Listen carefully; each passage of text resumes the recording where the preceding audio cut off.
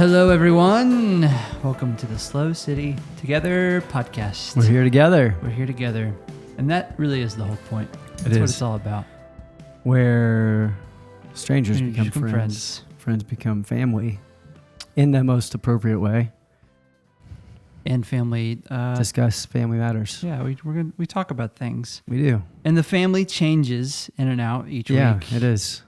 It's depending on how we feel, or it's not the same family. Depending on who's available. Yeah, or some strange combination. There's not many people available today, Luke. Yeah, it is a little slim pickings today. We probably should have had Jacob on the podcast. No, he's busy.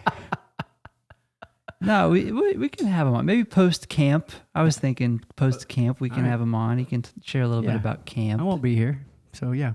Perfect. That'll be great. Where are you going? I don't know. Are you allowed to share? Post camp. There's a potential backpacking trip with Mr. Boss. Oh, cool. Oh, that's right. Yeah. Aren't you on that list? Well, I was originally invited. I don't think I can make it. Why? I feel like I'm gone a lot over the next few months. Why don't you put in a request? I'll either put in a PTO request. Oh, okay. Yeah. Well, that's exciting.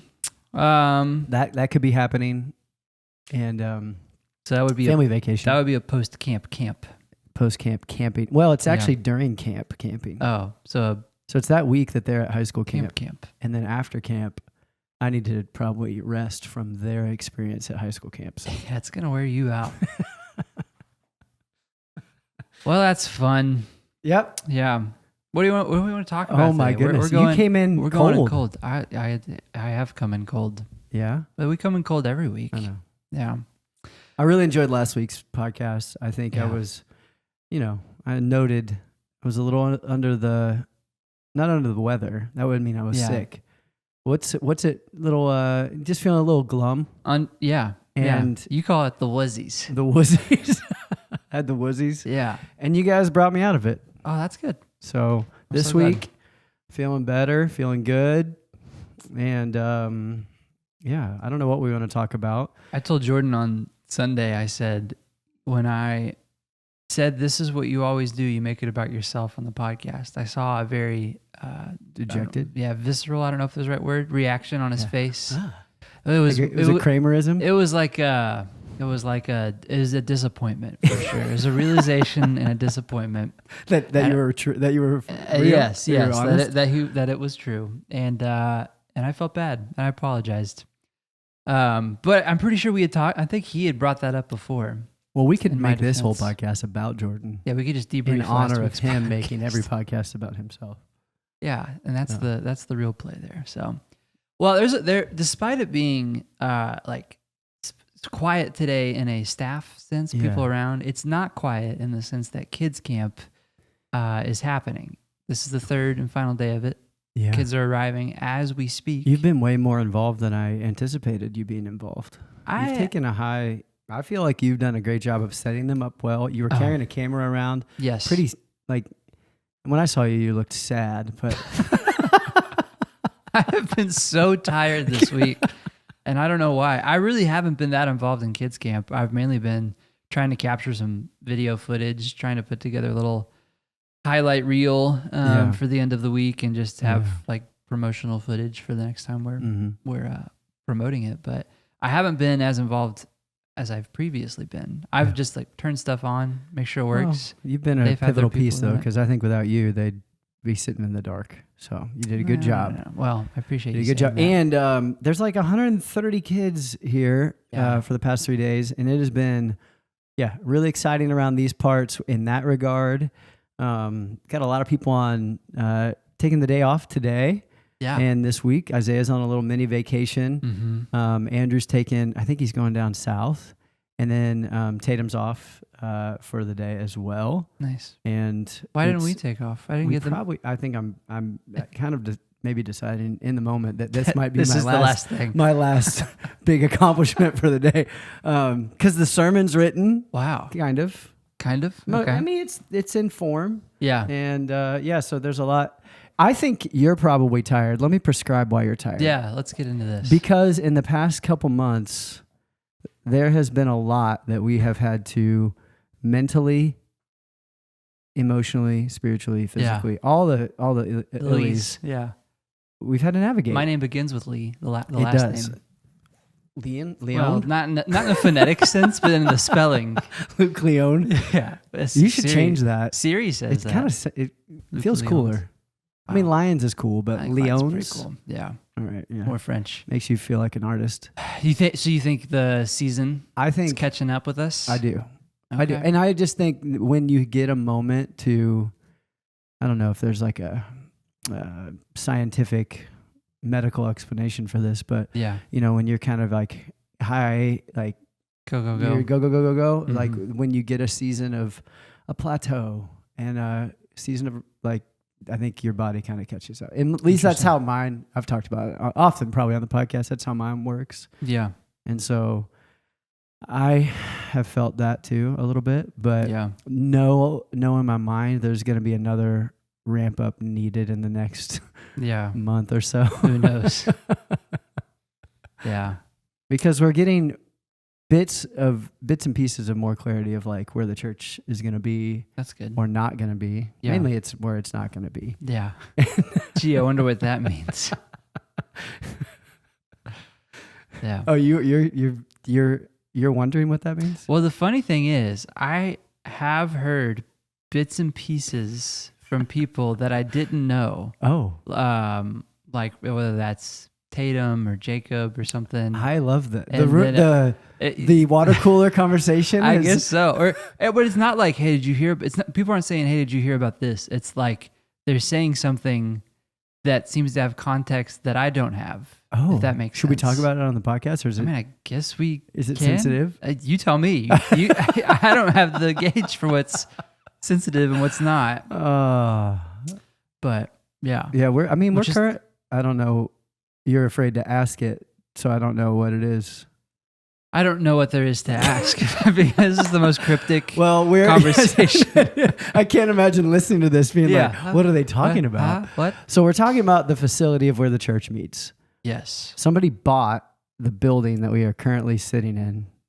And that has been underway since before we even Right. moved in. We knew that. We knew that. Yeah.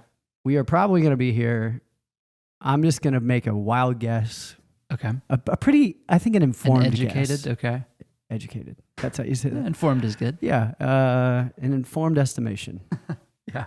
That we're going to be here, I'm going to say through July. Oh, cool. But definitely not August. Okay. That is breaking news. See, well, that actually, now I feel like I can share a little bit. Okay. That I feel like what I've heard is like, are you ready to move to the vets hall? And I'm like, when are we moving to the vets hall? I haven't heard anything about this. That's more been what I've heard. Yeah. So, which again, that's more of a guess. Are you ready? No, I'm not ready. I don't know. I needed to be. No, but I think we're trying to work out different scenarios of where we go in August. Yeah. And so the vets hall is an option.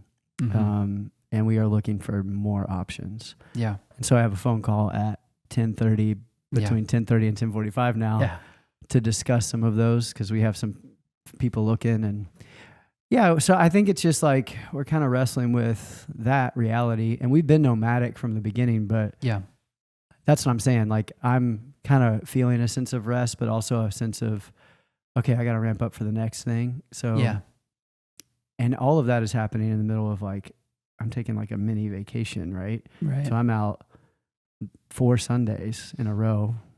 Yeah. And I wouldn't call that a mini vacation. It's a great vacation. That sounds like a pretty substantial vacation, actually. There's a riding portion of it, a playing portion of it. I like that people always make fun of. They're like, oh yeah, a riding break for the pastor. But it is. Yeah. Now experiencing it for the second time, because last year I took a little break. Yeah. So anyway, that's why I'm saying you should take that break. You should come back. Yeah. That would be fun. Perhaps I will. I'm going to call it a writing break. Yeah. Brent and I are going to go write. What are we going to write? I don't know. Write in the sand. Yeah. I think part of it is part of my tiredness. I don't do well when I feel like, so I'm kind of involved in kids camp, but kind of not. and I still have other work to do. Yeah. And so I'm like kind of bouncing back and forth between, okay, I'm doing some video stuff and just kind of You're making mentally sure. tired. Yeah, I think that wears me out weirdly because I'm just not like ever in a rhythm. Mm-hmm. And then it doesn't really feel like I'm being very productive. And then you don't get the dopamine hit of being productive. Yeah, exactly. Yeah, it's like all the busyness of productivity without the payoff of it. You're It's just kind of like, what it feels like. Yeah. You're like, well, I did a lot of work today, but Nothing it got didn't done. feel good. Yeah. Yeah. I get for sure. that. I get that. Yeah, because I think that's the like busyness and having a lot to do. I think I usually do well with, and that's probably true of most people. I think people like having clear, accomplishable tasks and things to do, and like you're saying, that aids and like that spurs you on. You build momentum, you build energy to continue doing that. But then there are those seasons or days or weeks or whatever it is where it's all busyness and no like payoff. So which and the payoff might be different for individuals as well, because I know for you, you're kind of that dreamer, visionary person, which is less like accomplishing tasks. You know what I mean? Yeah. Like it might be different. Whereas I feel like I'm more on the other end of the spectrum, which I do like kind of the tasks, the menial things. What is my end of the spectrum? Well, that like that's what I'm trying to. Yeah. Well, that's what I was going to ask. Because I'm thinking like I do like to get tests done, but I think you're right. I totally agree with you that it's more like I think what's tiring me now is that there's vision, but I'm like trying to see the train tracks to get there. Yeah.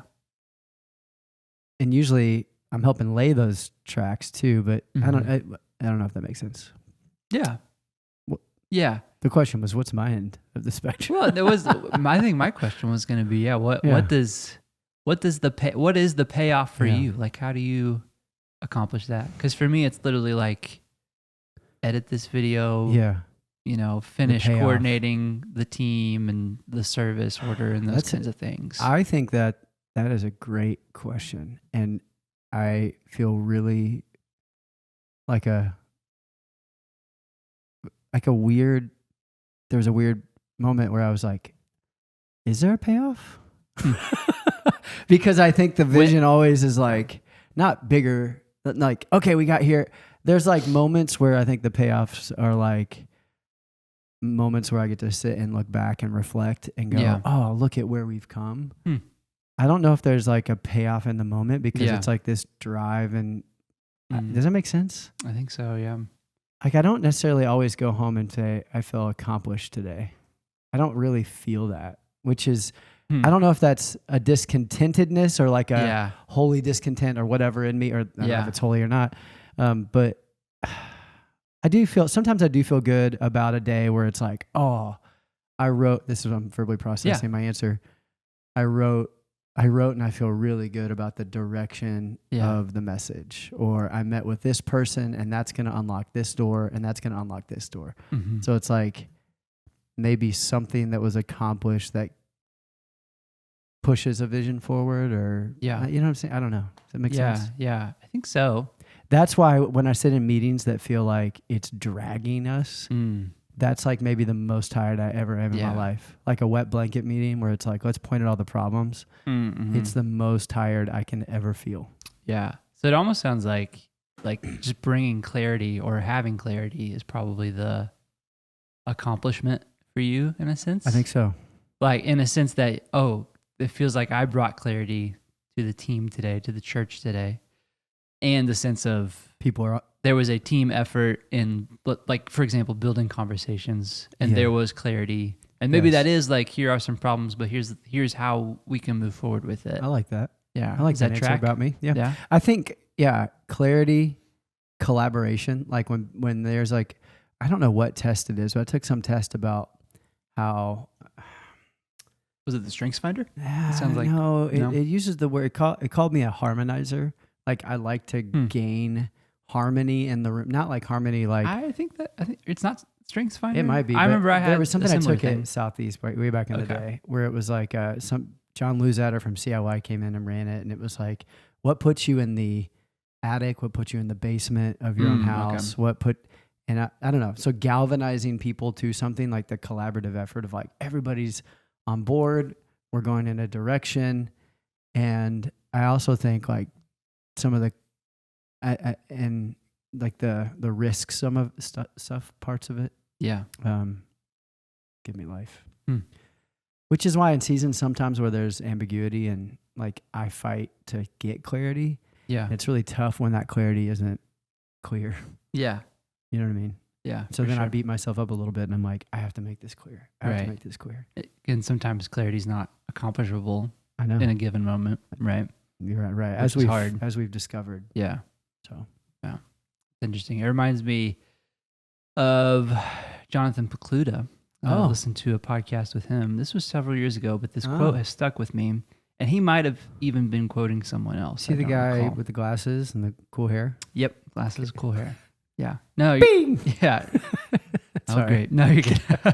But he said, and he was actually saying this in the context, I think, of like relationships, but he said, leadership is clarity or bringing clarity. Mm-hmm. And that's just always stuck with me. And again, he was kind of fleshing that out. It was like his young adult podcast, and they were talking about like dating and those kinds of things. And so he was talking about like clarifying your intentions, clarifying the state of the relationship, those kinds of things is like how you lead in a relationship. Yeah. But That's clearly transferable to, I think, any part of any avenue of leadership, I would say.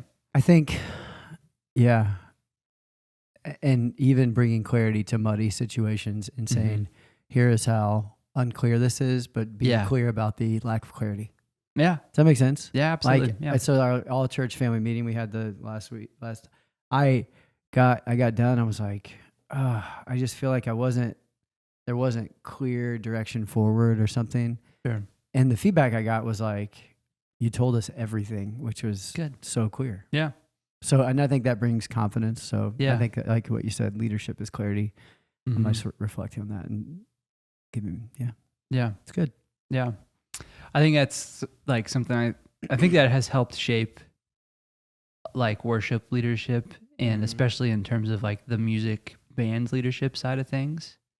'Cause I think that's in a lot of ways, I think about that. Like that's part of my role, especially as I'm like leading a band, is clarifying like what is the purpose and the significance and the point of like serving and worship. But even like musically, like I think the time that I think our team feels the most like able to engage in worship is when there is like clarity about even like song structure and those kinds of things, So yeah, I think it's just a really helpful like mindset to have. I think it's interesting that you brought up like relationships, and because it's like every part of your life where there's insecurity, it's likely because you're guessing at somebody's like intentions or direction, or you're letting perception, and it's not honest, it's not authentic. And so, clarity is authenticity. It's interesting, and how that impacts every part of your leadership, your relationships, your relationship with your kids, your everything. Yeah. I'm going to put you and me, I guess, on the spot a little bit. How do we see Jesus do that in Scripture? I like what you're doing here, Luke. Thank you. How did he lead through bringing clarity? Lead through bringing clarity. Because in some ways, I would say some of it was not very clear, right? He who has ears, let him hear. Yeah. There'll You're be like, what did you mean by ever that? seeing and never perceiving. Yeah. Ever hearing and never understanding. There is some of that, like, I don't know what the word for it is. Mystery. Ambiguity, mystery. Yeah. How did he lead through clarity? Yeah. What comes to mind first? Because he was, I'm just trying to, I'm like running through like, when he flips over tables in the temple courts, when he calls out the religious leaders, when he says, you've heard it said, but I say, when he meets with tax collectors and sinners and sits at the table and is like, I don't know, like, but you're right. Like there were parts of him, you're tripping me up because there were parts of him that were like, come and see. Yeah. He had to like, he didn't veil who he was at all. Sure. But he was careful with like some information at times to make sure that mission got accomplished, which Yeah. is also interesting. But I think he led his friends in saying, maybe the most clear picture I get, and I go back to this story a lot, is Matthew 17, when he takes Peter, James, and John up a mountain, and he leads them up there, and he says, they have this moment of prayer. He's like transfigured before them, metamorphosed. It's actually the word that is used there. You talked about that. He's changed in form. Elijah and Moses appear. The voice of the Lord says, "This is my," and then he kind of lets them into this holy moment, which I think is cool. And then they want to stay there, and then he goes down the hill, and there's a demon-possessed boy that he chooses to step. I don't know. I think in that moment, bringing people into the depths of his relationship with the Lord. Yeah. Even his restoration of Peter. I don't know. I'm thinking about this where he calls Peter out, but then redeems him and eats with him. Where he washes the disciples' feet, saying, "This is what you have to." I don't know, that Lord's Supper. I don't know. I'm just vomiting all the things. What do you think? Yeah, I think I resonate with what you said about like the Sermon on the Mount, the Beatitudes, like kind of clarifying. Maybe not clarifying. Yeah, clarifying the heart of it. That's a great way to put it. And it makes me think of, he simplifies all the law and the prophets rest on love the Lord your God and love your neighbor as yourself, right? So I think that's probably where I would see it the most, or what comes to mind the most for me is exactly that. Like clarifying the heart of Scripture, clarifying the law and what the prophets were prophesying and like Micah 6:8, like that. Clarifying walk. Well, even sorry. No, you're good. No, keep going. I was just going to reference it of, what is it? Walk humbly, love mercy, and act justly right before your God. So I think just bringing that heart into like all of Scripture and life with the Lord. Yeah. Yeah. And then when the disciples come to him and say, "Teach us how to pray." Yeah. And then he gives us the Lord's Prayer. Yeah. I don't know. But that's clear. It's a clear direction. Yeah. And to your point about like sometimes clarity is recognizing when it's not clear. Like that makes me think of like no one knows the day, the time, the hour that Son of Man will return. Which we could talk about that because that's all over the place right now. Yeah, for sure. Are you on social media right now? The only social media that I see is Kentucky Sports Radio's Twitter or X account, which does have some world news events posted on it occasionally. So that is the depths of which I know the world. There's just events. a lot of people, and I with the Israel-Iran conflict right now, and I'm seeing a lot of like pastors nationally talking about the end of times and the Antichrist and I'm like, it's so interesting. Yeah.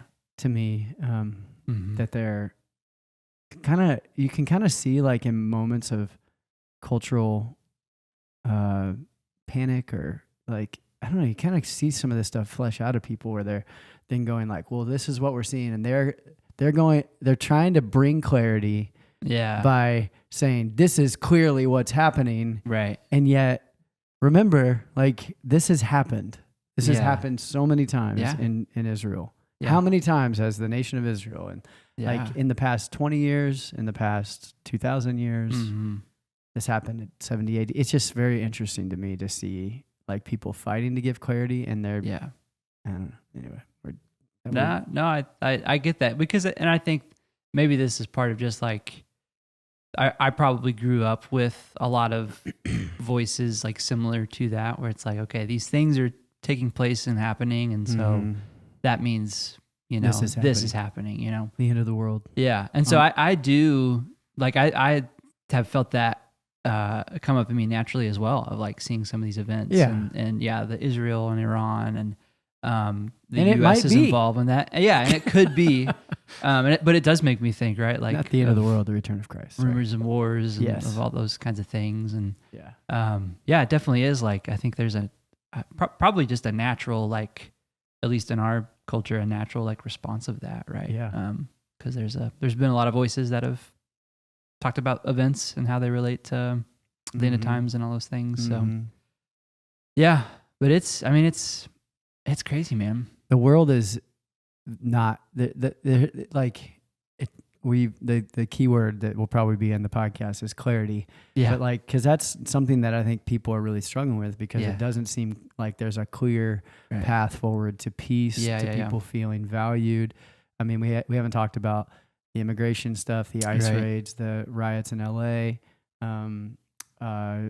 You know, like today's Juneteenth. I think it's important to note that. The kind of how racism has played a part in our story and a clear path forward for whatever. Like there's just a lot of people who are struggling with a lack of stability and clarity. And I do think that's what's attractive about Jesus coming back around. Like, hey, love the Lord your God with all your heart, soul, mind, strength. Love your neighbor as yourself. And make that your mission and your focus and literally embody that. Not just, okay, love God, but like let that let that direct you through the wars and the famines and the people trying to pull you to the right and to the left and upside down. And in the midst of devaluing people, you value people. You fight for those on the margins. And I don't know. Yeah. That it's kind of crazy, all the instability happening in the world right now, though. Yeah, for sure. Yeah, you feel the tension, you know. Yeah. And even I would say I'm not someone who obviously, as we've talked about, is very like in tune. With what's going on a lot of the times, but so I feel like when I notice myself noticing it and feeling it, it's like, man, I can only imagine for people who do really, you know, take that in and feel that even more. You know, I think it's a weighty time, you know, for sure. So. And it's been weighty. Yeah.